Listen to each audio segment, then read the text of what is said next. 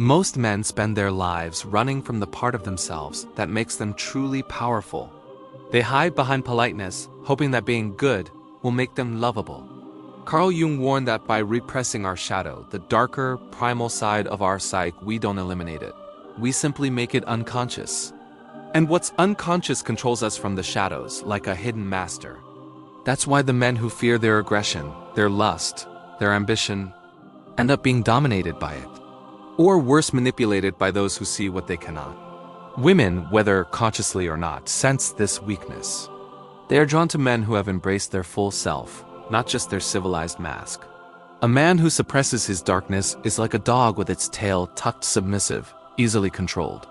And in a world that rewards appearance over essence, this man becomes prey. Not because he's bad, but because he's incomplete. To be whole, Jung argued, a man must confront the terrifying parts of himself. Only then can he stop being replaceable and start being irreplaceable. Every woman tests a man not out of cruelty, but out of instinct.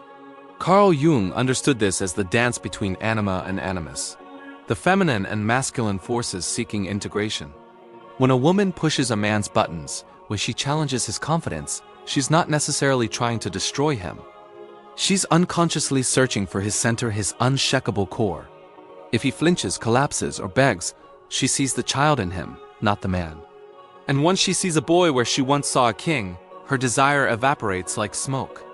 The woman may not even realize what she's doing, but on a deep psychological level, she's scanning for strength. Not physical brute force, but inner sovereignty. A man who cannot hold his frame under emotional pressure becomes unworthy in her unconscious eyes. This is why so many women leave men they once adored. It's not because they changed, but because the man revealed his emptiness. And when that happens, nature steps in. She replaces him. Women are not always drawn to what is safe. In fact, many are magnetically pulled toward the mysterious, the rebellious, the dark. Jung called this the shadow, the hidden, repressed aspects of our psyche.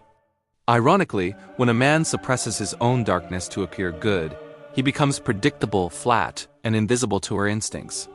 But when he integrates that shadow not to harm, but to embody wholeness, he becomes magnetic. Not because he is dangerous, but because he could be, yet chooses discipline. The man who dares to face his rage, his lust, his ambition, and transform them into mastery commands the primal attention of the feminine. She senses his depth.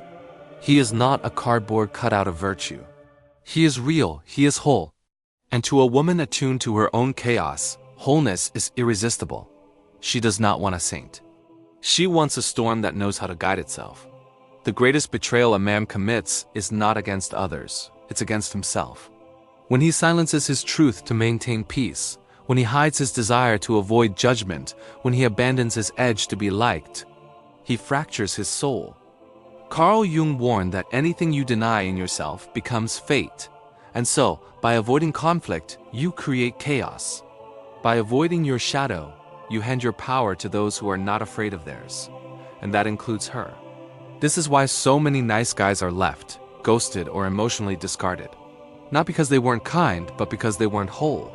A woman may appreciate comfort, but she desires clarity. She may enjoy attention, but she respects authority. And a man who betrays himself to keep her interested ends up losing both her and himself. In Jungian terms, he becomes possessed, no longer a man, but a persona, and personas don't seduce. They beg. Carl Jung believed that true transformation happens when a man integrates his shadow not by rejecting it, but by standing face to face with it. The Shadow King is not ruled by impulse, nor is he neutered by shame. He knows his capacity for destruction, and therefore chooses when to wield power and when to hold it. This balance creates gravity. He doesn't chase, he pulls. He doesn't argue, he watches. And when he speaks, the room listens because his words carry weight drawn from the darkness he no longer fears. This man doesn't hide his darkness to be accepted. He masters it to be respected. The feminine, consciously or not, recognizes this. She stops testing. Not because she is subdued, but because she has finally found a man who cannot be moved by chaos, only guided by purpose. The Shadow King doesn't react, he reigns. And in his presence, the game of dominance becomes irrelevant. Because he's no longer playing to win her. He's already won himself.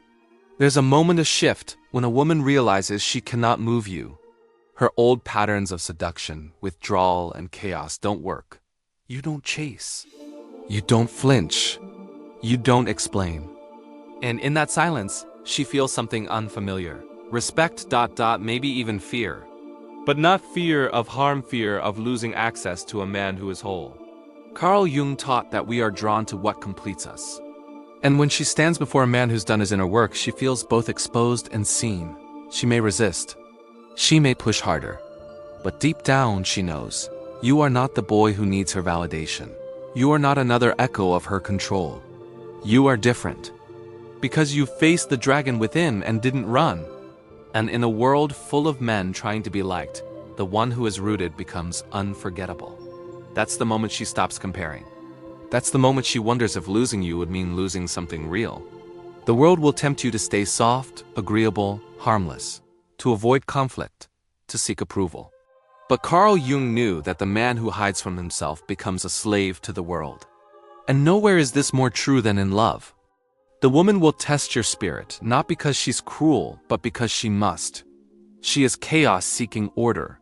She is emotion seeking containment. If you break under pressure, if you explain too much, chase too fast, or give too soon, she won't hate you. She just feel nothing.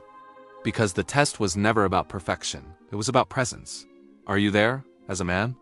Or are you just a shell of someone you think she wants? The test is not a moment, it is your entire posture. And you don't pass it by learning lines. You pass it by becoming real. The man who has faced his shame, his rage, his hunger, and turned them into wisdom. That man can be trusted, desired, followed, but not replaced. The path to power isn't built by domination, it's built by integration. Jung never told men to destroy their instincts. He told them to understand them, to walk through the fire of their own fear and shame and come out forged. You don't become powerful by pretending to be pure. You become powerful when you carry your darkness with elegance, quiet, dangerous, calm, controlled. The world doesn't need more good boys. It needs more men who are no longer afraid to see themselves completely. This is not about pretending to be alpha. It's about becoming undeniable. The man who doesn't need her, but could choose her. The man who doesn't seek validation, but commands attention. Not through noise, but through presence. Because when your soul is no longer fractured, when you've made peace with your shadow, you no longer chase. You choose. And in that moment, the game ends. Because you no longer play to be wanted, you play to stay whole. Every woman you meet is a mirror. Some reflect your desire, others your wounds. But the one who triggers your deepest reactions, she reflects your unclaimed self. Carl Jung believed that relationships aren't random. They are alchemical. The feminine draws out what the masculine refuses to see. That's why the woman who leaves you shattered wasn't sent to destroy you. She was sent to expose the parts you hid. Your need for approval, your fear of abandonment, your forgotten edge. When you chase her, you lose yourself. When you blame her, you stay blind. But when you study her, when you realize she was holding up a mirror to your unintegrated soul, everything changes. You stop seeing her as the one that got away and start seeing her as the catalyst for your evolution. Because her rejection wasn't a punishment, it was an invitation to stop performing and start becoming. A man who becomes whole cannot be replaced because there was never anyone like him to begin with. He doesn't need validation. He doesn't seek permission. He walks through life as one not half. Carl Jung believed that the man who integrates his shadow becomes not only powerful, but magnetic. He isn't chasing the feminine. He's radiating a presence so complete that the feminine wants to be near it, test it, and follow it. And when she realizes she can't manipulate him, only meet him, she stops looking for the next. This man doesn't beg. He doesn't explain. He doesn't adjust himself to be more palatable. He simply stands, and in that stance he becomes sacred. She may leave, but she never forgets. She may test, but she never dominates. Because this man no longer needs her to feel whole. And that is why she can't replace him. Carl Jung once said, "Until you make the unconscious conscious, it will direct your life, and you will call it fate." Let that sink in. You don't get left because you were too kind. You don't get replaced because you weren't enough. You get replaced because part of you is still living in the dark, a shadow running your love life. A wound disguised as loyalty. An unconscious boy hoping to be seen by someone who was never meant to save you. And as long as that part remains hidden, you'll keep calling heartbreak bad luck when it's actually repetition. But when you finally turn inward and shine a light on the part of you that begged, chased, collapsed, that's when the pattern breaks. That's when you stop blaming women. Stop blaming timing, stop blaming fate, and start realizing you were never meant to be replaced. You were meant to awaken. The moment you make the unconscious conscious, you stop playing by old rules and you start rewriting your own. You don't need to become someone else. You don't need to fake confidence or memorize tactics. You need to remember who you were before you started hiding, before you became the nice guy, before you begged for her attention. The man who lives with his shadow isn't arrogant, he's stable, grounded, irreplaceable, because he doesn't offer her fantasy. He offers her truth. And most men don't realize truth is the rarest thing in the world. That's why you don't chase. That's why you don't flinch. That's why she tests and still returns to the man who never asked to be chosen. Because he already chose himself. Jung never promised comfort, he promised clarity. And when you gain it, you lose the fear of being replaced. Because the man who's integrated his darkness doesn't chase light. He becomes it. If this message hit you in the gut, it's because the shadow is knocking. Don't ignore it. Don't run from it. Face it, the men who can't be replaced aren't special, they're integrated. And every man you admire, fear, or secretly want to become knows who he is in the dark. That's the work. And most will never do it. But if you're ready to stop begging, collapsing, and being forgotten, then just listen to this again. Live it. And the next time she tries to test your strength, your silence, your center, let her. Because that's when she realizes you're not like the rest. And she can't replace you.